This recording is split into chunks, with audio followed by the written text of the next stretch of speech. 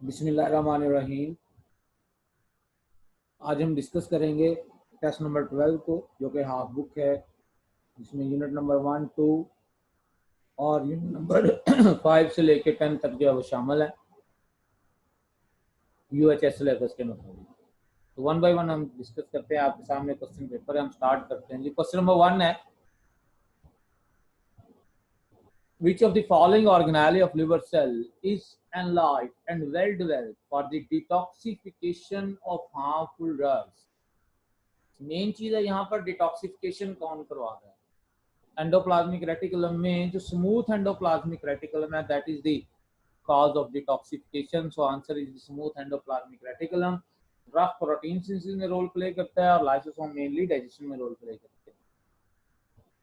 Main function of Golgi complex is fermentation, तो इसका काम नहीं है, ना ही फोटो रेस्पिरेशन, ना ही ट्रांसलेशन। इसका काम है ग्लाइकोसाइलेशन। ठीक है, ग्लाइकोसाइलेशन इसका काम है। इसके अलावा इसका काम है मॉडिफिकेशन, पैकिंग, सॉर्टिंग, लेकिन मेन काम इसका जो है वो glycosylation, addition of carbohydrates into proteins as well as into lipids. Which of the following is found only in prokaryotic cell? ठीक है, तो साइटोप्लाज्म मेम्ब्रेन बाउंडेड ऑर्गेनेली तो नहीं होते prokaryote. Intracellular matrix of protein called cytoskeleton, जिसमें ऐसा नहीं। Phospholipids and proteins की बनी हुई सेल मेम्ब्रेन ये प्रोकैरियोटिक सेल में होती है, लेकिन सिर्फ ओनली प्रोकैरियोट में नहीं। Ability to fix the atmospheric nitrogen, that is the ability of nitrogen fixing bacteria, ये प्रोकैरियोट्स में है। ठीक है, ये प्रोकैरियोट्स में है। Golgi complex is involved in the synthesis of, हाँ जी, ग्लाइकोप्रोटीन भी बना रहा है, ग्लाइकोलिपिड्स भी बना रहा है, लिपोपॉलीसैकेराइड। तो कॉन्जुगेट मॉलिक्यूल फॉर्मेशन इसका काम है, कॉन्जुगेट मॉलिक्यूल फॉर्मेशन इसका काम है। So delta option. Glycolysis occurring, हाँ जी, ग्लाइकोलिसिस के जो एंजाइम्स हैं वो साइटोप्लाज्म में होते हैं, इसलिए ग्लाइकोलिसिस साइटोप्लाज्म में होगी।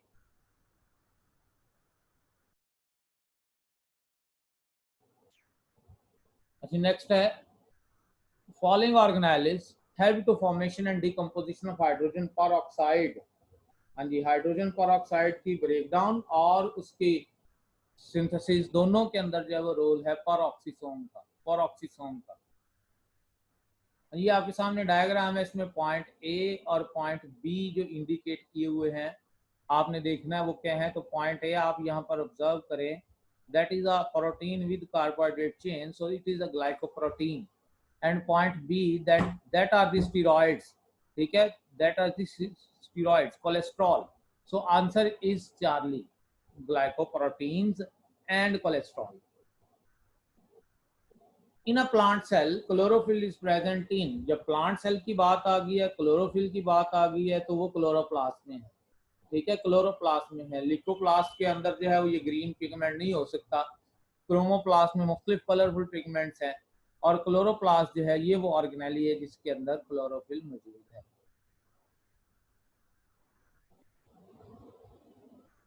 नेक्स्ट है, which of the following group all are polysaccharides? Glycogen भी पॉलीसैकेराइड है, माल्टोज डाई है, सुक्रोज डाई है। ठीक है, तो ये तो नहीं हो सकता। ऐसे ग्लूकोज, सुक्रोज, ये भी मोनो और डाइसैकेराइड्स पर मुश्तमिल है। फ्रुक्टोज, माल्टोज, लैक्टोज ये भी डाइसैकेराइड्स है, लेकिन ग्लाइकोजन, स्टार्च और सेलुलोज ये सारे के सारे पॉलीसैकेराइड्स हैं। ये सारे के सारे जो है वो पॉलीसैकेराइड्स हैं। नेक्स्ट है, which of the following is the single largest provider of energy for most of the world population? हाँ जी, इसमें animals obtain carbohydrate in the form of starch. तो जब हम ह्यूमन पॉपुलेशन की भी बात करेंगे, हम एनिमल्स में ही काउंट होते हैं, तो हमारा मेन सोर्स जो है वो हम स्टार्च खाते हैं, ना कि सेलुलोज खाते हैं। Lignin. The presence of enzyme, ये स्लो तो नहीं करते, ना ही कोई चेंज ला रहे हैं, ये कोई चेंज डेफिनेटली लाते हैं। और क्या करते हैं? Increase the rate of reaction. Enzyme for the glycolysis are present in cytoplasm. Feedback inhibition is due to, हाँ जी, जो एंड प्रोडक्ट्स होती हैं जैसे उनकी कंसंट्रेशन बढ़ती जाती है वो फॉरन उस रिएक्शन का फीडबैक इनहिबिशन का सबब बनती है, ना कि कॉम्प्लेक्स या हाई कंसंट्रेशन सबस्ट्रेट एंजाइम नहीं, बल्कि फीडबैक इनहिबिशन प्रोडक्ट्स के थ्रू जो है वो कंट्रोल। हाँ जी, कैल्विन साइकिल के एंजाइम्स, डेफिनेटली कैल्विन साइकिल जो है डार्क रिएक्शन ये क्लोरोप्लास्ट की स्ट्रोमा में हो रहा है, तो उसके एंजाइम भी स्ट्रोमा में मौजूद होंगे। Answer is Charlie. हाँ, ये आपके सामने डायग्राम है, ठीक है, और इस डायग्राम में आप ऑब्जर्व करें कि जो इनहिबिटर है ये कौन सा है। Inhibitor is not attaching with the active site, बल्कि ये क्या कर रहा है, ये किसी और साइट पे, एलोस्टेरिक साइट पे आके अटैच हो रहा है। तो ये जो इनहिबिटर होगा, क्योंकि ये एक्टिव साइट के साथ जो है वो आके अटैच नहीं हो रहा, इसलिए हम इसको नॉन कम्पिटिटिव कहेंगे। ये कम्पिटिटिव नहीं है, ना ही ये रिवर्सिबल है, ये रिवर्सिबल नॉन कम्पिटिटिव, और उसमें भी एलोस्टेरिक है, नॉट आइसोस्टेरिक। सेम पोजिशनिंग वाला नहीं है, बल्कि डिफरेंट पोजिशनिंग वाला है। Unique feature of kingdom animalia, हाँ जी, जो सिर्फ किंगडम एनिमेलिया का फीचर है। हेट्रोट्रॉफिक इंजेस्टिव, ये प्रोटोजोन भी हो सकते हैं, ठीक है। मल्टी सेलुलर प्रोटेक्टेड एम्ब्रियो, ये प्लांट्स का भी हो सकता है। लैब सेल वॉल, ठीक है, ये भी अगर आप देखें तो प्रोटोजोन्स का फीचर भी हो सकता है। लेकिन हैविंग नर्वस सिस्टम, आप किसी भी सिस्टम को ऑब्जर्व कर ले, स्वाय आपको किंगडम एनिमेलिया में किसी में नर्वस सिस्टम नहीं मिलेगा। सो answer is alpha. Character shared by fungi and animals, हाँ जी, दोनों की सेल वॉल तो नहीं होती, दोनों में काइटन तो नहीं है, ठीक है। मल्टी सेलुलर यूकैरियोटिक ये दोनों हैं, लेकिन ये तो प्लांट्स भी हैं। कैन टॉलरेट ड्राई कंडीशन, ये इसमें अगर हम देखें तो जो फंजाई हैं कुछ ऐसी हैं जो मॉइस्ट कंडीशन में भी रहती हैं, ठीक है। तो उसमें कुछ प्लांट्स भी टॉलरेट कर सकते हैं ड्राई कंडीशंस को। लेकिन ये जो करेक्टर है हेट्रोट्रॉफिक, ये प्लांट्स का तो नहीं है, ये फंजाई और एनिमल्स का एक मुश्तरका करेक्टर है। They are both are heterotrophic. Humans belong to domain eukaryotes, ठीक है, डोमेन यूकैरिया है, ठीक है। उसमें जो किंगडम हमारी है वो एनिमेलिया है, फाइलम कॉर्डेटा है, और क्लास में मिलिया है। तो बात डोमेन की हुई थी, so that is the यूकैरिया। Fungi differ from bacteria because fungi absorptive तो हैं, कुछ बैक्टीरिया भी होते हैं, सेप्रोट्रॉफिक एब्जॉर्प्टिव न्यूट्रिशन है, एंटीबायोटिक्स दोनों ही बना सकते हैं, लेकिन फंजाई कंफर्म यूकैरियोट्स हैं जबकि बैक्टीरिया नहीं। AIDS is caused by the member of, हाँ जी, एड्स वायरस से है। वायरस में ट्यूमर वायरस से है। ट्यूमर वायरस में दो तरह के वायरस हैं, डीएनए ट्यूमर वायरसेस हैं और एक आरएनए ट्यूमर वायरसेस हैं। तो ये आरएनए ट्यूमर वायरसेस हैं जो कि रेट्रोवायरसेस कहलाते हैं। So best option is beta, जो ज्यादा स्पेसिफिक आंसर है। Organism which can survive in exclusively inorganic environment, वो ये वही होंगे जो अपनी खुराक खुद बना सकते हैं। तो these are the plants. There will be more proportion of hydrogen ion in, हाँ जी, यहाँ पर ल्यूमन की बात है। ल्यूमन के अंदर थैलाकाइड कि ल्यूमन के अंदर ज्यादा भर लिया जाता है, ठीक है। So answer is thylakoid space, ठीक है। वहां से फिर ये मेम्ब्रेन के अंदर से पास थ्रू होते हैं towards the stroma. So answer is the thylakoid space. Most abundant photosynthetic pigment in plant that play major role in the photosynthesis is, that is the chlorophyll A. Most abundant chlorophyll A है जो direct role play कर रहा है, ठीक है। उसके अलावा B carotene xanthophyll भी इसमें प्लांट्स में मौजूद होते हैं, लेकिन बात हुई है जो मेजर रोल प्ले कर रहा है। All of the following are the requirements of non-cyclic photophosphorylation, ठीक है। वाटर की रिक्वायरमेंट है, फोटोलिसिस स्टार्ट में चाहिए, NADP रिड्यूस होने के लिए इसकी भी रिक्वायरमेंट है, ADP की रिक्वायरमेंट है ATP बनाने के लिए, but there is no need of carbon dioxide, carbon dioxide की नीड नहीं है। During cyclic photophosphorylation electron donor and electron acceptors are, हाँ जी, इसमें इलेक्ट्रॉन एक्सेप्ट भी उस साइकिल से फोटो सिस्टम 1 नहीं कर रहा है और डोनेट भी आगे फोटो सिस्टम 1 नहीं कर रहा है, फोटो सिस्टम 1 ही इन्वॉल्व है, ठीक है। पानी का यहाँ पर रोल नहीं है, फोटो सिस्टम 2 का यहाँ पर रोल नहीं है, ठीक है। ऑप्शन चार्ली है। The amount of air left in the lungs after a forced expiration, सारी हवा निकाल दी है लंग से, फिर भी जो रह जाएगी that is the residual volume, ठीक है, that is the residual volume, Charlie option.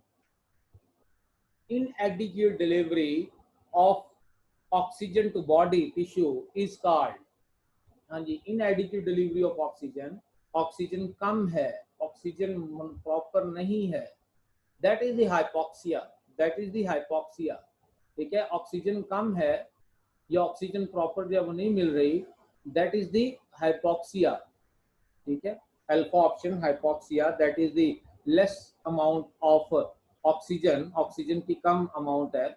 दूसरी ऑप्शन है यहाँ पर नेक्रोसिस, नेक्रोसिस डेथ को कहते हैं, सेल डेथ को कहते हैं, ठीक है, सेल डेथ, और ये सेल डेथ जो है ये एक्सीडेंटल है, ठीक है, एक्सीडेंटल है। तो तीसरी जो ऑप्शन है यहाँ पर इसमें वो एपनिया है, एपनिया कहते हैं ब्रीथिंग का रुक जाना ब्रीथिंग का रुक जाना, इसमें जो इनहेलेशन के मसल्स हैं, ठीक है, इंटरकॉस्टल मसल्स और डायफ्राम, वो प्रॉपर काम नहीं कर रहे होते, तो इसमें इनहेलेशन का रुक जाना या रेस्पिरेशन का रुक जाना, that is called as apnea, ठीक है। और चौथी ऑप्शन जो है दैट इज द डिस्पनिया, ठीक है, डिस्पनिया, और डिस्पनिया कहते हैं ये बेसिकली शॉर्टनेस ऑफ ब्रीथ को कहते हैं, ठीक है, यानी कि हवा की कमी हो रही है, ठीक है, ये दूसरे लफ्जों में दम घुटने को कहते हैं, ठीक है, जिसमें ब्रीथिंग प्रॉपर नहीं हो रही। Ciliated epithelium is present in all of the following except, हाँ जी, एल्वोलाई में सीलिया नहीं, ट्रेकिया में भी है, ब्रोंकाई में भी है, सब में एल्वोलाई के अंदर जो वो सिलिएटेड एपिथेलियम नहीं है, so answer is the alveoli. During inhalation the vertical area of the chest cavity increased due to diaphragm, जब वो रिलैक्स होता है that become the more dome like, area कम हो जाता है, लेकिन जब वो कॉन्ट्रैक्ट होता है that become the less dome like, और एरिया डायफ्राम का वो अंदर चेस्ट कैविटी का वर्टिकल एरिया वो बढ़ जाता है, so answer is the contraction of the diaphragm. Composition of lymph most closely resemble with the, हाँ जी, ब्लड के प्लाज्मा नहीं, ये टोटली रिजेंबल कर रही है with the tissue fluid, tissue fluid के साथ, ये इंटरस्टिशियल फ्लूइड के साथ। Heart pumping organ of the body, the main functional layer of the heart, main functional layer of the heart, ठीक है, तो इसमें आउटर जो है दैट इज एपिकार्डियम, पेरिकार्डियम ये कवरिंग है, एंडोकार्डियम इनर लेयर है, लेकिन मायोकार्डियम मस्कुलर लेयर है, हार्ट की पंपिंग मसल लेयर की वजह से है, so answer is the myocardium. Most of the uptake of water and minerals from the soil take place through the, हाँ जी, रूट्स हैं, रूट्स के एपिडर्मल सेल्स हैं, एपिडर्मल सेल्स जो मॉडिफाई हो चुके हैं into root hairs, so answer is the root hairs. Out of total surface area of the roots, root hairs 67% बना रहे हैं उस रूट का area. uptake of minerals by the root cell take place by both method है, active transport के जरिए भी है और पैसिव ट्रांसपोर्ट के जरिए भी है, ठीक है, जैसे ऑस्मोसिस है, डिफ्यूजन है, ठीक है, that is passive, so both, ठीक है, active and passive transport. Which pathway is taken by the water into roots in roots to reach xylem? Apoplast pathway और Sympplast pathway, दोनों pathway ही use किए जाते हैं, and even that third one, the vacuolar pathway is also used, लेकिन दोनों method he Apoplast and Sympplast are used to reach into the xylem. Casparian strips are present in the endodermal cells of the root, ठीक है, root के endodermal cell के अंदर ये मौजूद होते हैं, endodermal cells of the roots. Not the first line of defense, हाँ जी, स्किन, सलाइवा, एचसीएल ये फिजिकल या केमिकल बैरियर्स हैं, फर्स्ट लाइन ऑफ डिफेंस है, लेकिन phagocytes that form the second line of defence, so answer is the phagocytes, second line of defence, ये first line नहीं है। Vaccination एक आर्टिफिशियल मेथड है, नेचुरल नहीं है, so answer is the artificial, लेकिन क्या ये एक्टिव है या पैसिव है? अगर एंटीबॉडीज जिस्म में बन रहे हैं तो एक्टिव है, और बने बनाए जा रहे हैं तो पैसिव है। यहाँ पर वैक्सीनेशन में हम वीक जर्म्स लेके जाते हैं, जिसके नतीजे में हमारी बॉडी एंटीबॉडीज खुद बनाती है, so answer is the artificial active immunity. Lymph is similar to, ये ब्लड के साथ सिमिलर नहीं है, ना ही सलाइवा ना ही haemolymph, answer is the interstitial fluid या टिश्यू फ्लूइड।